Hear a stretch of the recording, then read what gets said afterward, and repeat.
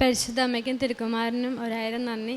പരിശുദ്ധമ്മ ജീവനോടെ പ്രത്യക്ഷപ്പെട്ട ഈ ആൾത്താരയിൽ സാക്ഷ്യം വരാൻ എന്നെ അനുഗ്രഹിച്ചതിന് നന്ദി. ഞാൻ 2024 നവംബറിലാണ് ആദ്യമായിട്ട് ഉടമ്പടി എടുക്കുന്നത്. എന്നിട്ടാണ് ഞാൻ ജർമ്മൻ ലാംഗ്വേജ് പഠിക്കാൻ പോയി കറക്റ്റായിട്ട് ഞാൻ തന്നെ ഉടമ്പടി പാലിച്ച് ഏറ്റവും സ്പീഡിൽ തന്നെ എനിക്ക് ജർമ്മൻ ലാംഗ്വേജ് പാസ്സായി. ഞാൻ കറക്റ്റായിട്ട് പ്രേക്ഷിത പ്രവർത്തനങ്ങളും ഞാൻ പഠിക്കാൻ പോകുന്ന എറണാകുളത്താണ്. അപ്പം ഞാൻ രാവിലെ ഇവിടുന്ന് തിങ്കളാഴ്ച രാവിലെ പോകുമ്പോൾ ഞാൻ പത്രവുമായിട്ടാണ് പോകുന്നത്. ഞാൻ റെയിൽവേ സ്റ്റേഷനിലൊക്കെ പത്രം കൊടുക്കുമായിരുന്നു. കറക്റ്റായിട്ട് പ്രേക്ഷിത പ്രവർത്തനം, ധ്യാനം കൂടുമായിരുന്നു, ധ്യാനം ഷെയർ ചെയ്യുമായിരുന്നു. രാവിലെ അച്ഛൻ്റെ സ്റ്റാറ്റസൊക്കെ ഇടുമായിരുന്നു. അതെല്ലാം കറക്റ്റായിട്ട് ചെയ്യുമായിരുന്നു. അത് കഴിഞ്ഞിട്ടാണ് ആ ടൈമിലാണ് ഞാൻ VFSന് പെട്ടെന്ന് പാസ്സായി. എനിക്ക് VFSന് അപ്പോയിൻമെൻറ്റ് കിട്ടി.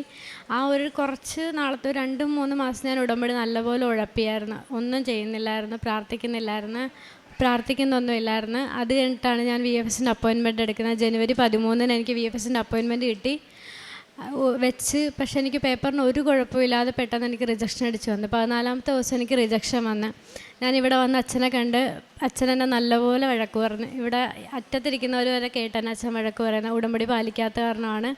ഉടമ്പടി കറക്റ്റായിട്ട് പാലിക്കാത്ത. അച്ഛൻ ചോദിച്ചു ആരാ ഈ ഉടമ്പടി എടുത്തത് എന്നൊക്കെ പറഞ്ഞ് എന്നെ നല്ലപോലെ വഴക്ക് പറഞ്ഞു. ഞാൻ പിന്നെ പോയി 2ാമത് ഉടമ്പടി പുതുക്കി. എന്നിട്ട് എൻ്റെ അടുത്ത് ഏജൻസിയും പറഞ്ഞ് ഒന്നും കൂടെ നമുക്ക് വെക്കാം, പേപ്പറുകൾക്ക് ഒരു കുഴപ്പമില്ലാത്ത പേപ്പർ, പിന്നെ എന്ത് പറ്റിയെന്ന് അറിയത്തില്ല. എന്നിട്ട് ഞാൻ അച്ഛൻ്റെ അടുത്ത് വന്ന് ചോദിച്ച് ഞാൻ ഒന്നും കൂടെ വെച്ചോട്ടെ. അച്ഛൻ പറഞ്ഞ് കുഴപ്പമില്ല, വെച്ചോ, ഒരു കുഴപ്പമില്ല എന്ന് പറഞ്ഞ് ഞാൻ ഡേറ്റ് ഇട്ട് പ്രാർത്ഥിച്ചായിരുന്നു. എല്ലാ ദിവസവും രാവിലത്തെ പ്രാർത്ഥനയിലൊക്കെ ഞാൻ പ്രാർത്ഥിക്കുന്നുണ്ടായിരുന്നു. എനിക്ക് മാർച്ച് 2-ാം തീയതി അപ്പോയിൻമെൻറ്റും 18-ാം തീയതി എനിക്ക് വിസയും വരണമെന്ന രീതിയിലാണ് പ്രാർത്ഥിച്ചത്. ഞാൻ കറക്റ്റായിട്ട് എല്ലാം പാലിക്കുന്നുണ്ടായിരുന്നു. ഞാൻ കറക്റ്റായിട്ട് VFSൻ്റെ ഓഫീസിൽ ചെന്നപ്പോഴത്തേക്ക് അവരെൻ്റെ അടുത്ത് വന്ന് 45 ദിവസം മാക്സിമം, അതിനുള്ളിലൊന്നും വിസ വരത്തില്ലെന്ന് പറഞ്ഞു.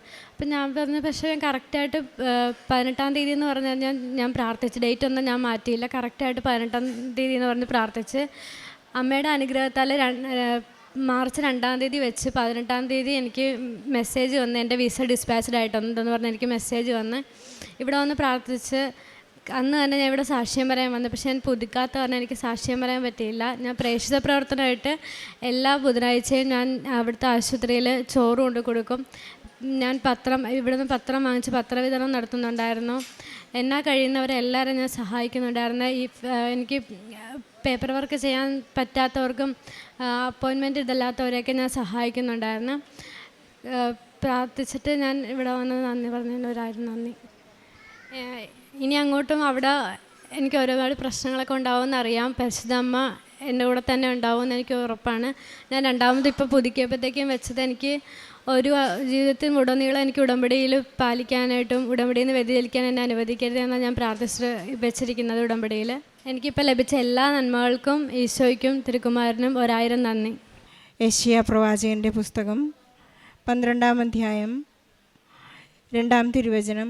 ഇതാ ദൈവമാണ് എൻ്റെ രക്ഷ, ഞാൻ അങ്ങയിൽ ആശ്രയിക്കും, ഞാൻ ഭയപ്പെടുകയില്ല. എന്തെന്നാൽ ദൈവമായ കർത്താവ് എൻ്റെ ബലവും എൻ്റെ ഗാനവുമാണ്, അവിടുന്ന് എൻ്റെ രക്ഷയായിരിക്കുന്നു. ആഗ്നസ് എന്ന ഈ മകളുടെ പ്രത്യക്ഷീകരണ സാക്ഷ്യമാണ് ഇവിടെ ഇയാൾ താരയിൽ പങ്കുവച്ചത്. ജർമ്മൻ ലാംഗ്വേജ് പഠിച്ചുകൊണ്ടിരിക്കുമ്പോൾ വളരെ കോൺഫിഡൻസോടുകൂടി ഈ മകൾ പരീക്ഷ എഴുതുകയും ഉടമ്പടി കൃത്യമായി പാലിക്കുകയും ചെയ്തിരുന്നു. പക്ഷേ തനിക്കെല്ലാം സാധ്യമാണെന്ന് മനസ്സിലായപ്പോൾ ഉടമ്പടി ഉഴപ്പുകയും ആ സമയങ്ങളിൽ ബഹുമാനപ്പെട്ട ജോസഫ് അച്ഛൻ്റെ കൈവെപ്പ് ശുശ്രൂഷയ്ക്കായി വരികയും അങ്ങനെ അച്ഛൻ്റെ നല്ല കറക്ഷൻ കിട്ടിയിട്ടാണ് മകൾ ഇവിടെ നിന്ന് പോയി ഉടമ്പടി കൃത്യമായിട്ട് പാലിക്കുവാനും ഈശോയെ സ്നേഹിക്കുവാനും തുടങ്ങിയെന്നാണ് ആഗ്നസിന് പറയാനുള്ളത്. ഉടമ്പടി ഉഴപ്പിയവർക്ക് അനുഗ്രഹം പ്രാപിക്കുക ബുദ്ധിമുട്ടാണ് എന്ന് ആഗ്നസ് നമ്മോട് പറയുകയാണ്. ഡിസ്പാച്ചായ വിസയാണ് ഇവിടെ വന്ന് റിജക്ഷനായി കയ്യിൽ കിട്ടുന്നത്. വലിയ സങ്കടമുള്ള കാര്യമാണ്. ആഗ്നസിനെ മനസ്സിലായി ഉടമ്പടി എന്ന് പറഞ്ഞാൽ ദൈവവുമായിട്ടുള്ള എൻ്റെ സ്നേഹബന്ധം കൂടുതൽ ആഴപ്പെടുത്തുക എന്നുള്ളതാണ്. അത് ജോലി കിട്ടാനോ അല്ലെങ്കിൽ എൻ്റെ കാര്യസാധ്യതകൾക്ക് വേണ്ടി മാത്രമല്ല ഞാൻ ഉടമ്പടി എടുക്കുന്നത്. ആഗ്നസിൻ്റെ ഇപ്പോഴുള്ള ഉടമ്പടി പുതുക്കിയപ്പോഴുള്ള ഒരു വലിയ നിയോഗം അത് തന്നെയാണ്. എൻ്റെ ജീവിതകാലം മുഴുവൻ ഇനി ഉടമ്പടിയിൽ തന്നെ വളരെ വിശ്വസ്തയോടുകൂടി ജീവിക്കാനുള്ള കൃപ തരണമേ എന്നാണ് ഈ മകളുടെ വലിയ നിയോഗമായി എഴുതി വച്ചിരിക്കുന്നത്. ആഗ്നസിന് കൃത്യമായും സമയച്ചുരുക്കത്തിൻ്റെ അമ്മ, not by merit but by grace എന്ന അടിസ്ഥാനത്തിൽ ഈ മകൾക്ക് പ്രാപിച്ചു കൊടുത്ത എല്ലാ അനുഗ്രഹങ്ങൾക്കും ഈശോയ്ക്കും പരിശുദ്ധ അമ്മയ്ക്കും നന്ദി പറഞ്ഞുകൊണ്ട് നമുക്കൊരു നല്ല കയ്യടിയോടെ ഈ സാക്ഷ്യം നമുക്ക് സമർപ്പിക്കാം. അത്യപൂർവ ദൈവാനുഭവങ്ങൾ ഇനി നിങ്ങൾക്കും സ്വന്തം. ഈ യൂട്യൂബ് ചാനൽ ഇതുവരെ സബ്സ്ക്രൈബ് ചെയ്തിട്ടില്ലെങ്കിൽ ഇപ്പോൾ തന്നെ സബ്സ്ക്രൈബ് ചെയ്യുക. ഈ വീഡിയോ ഇപ്പോൾ തന്നെ നിങ്ങളുടെ സുഹൃത്തുക്കൾക്ക് ഷെയർ ചെയ്തുകൊണ്ട് കർത്താവിൻ്റെ പ്രേക്ഷിതരാകുക.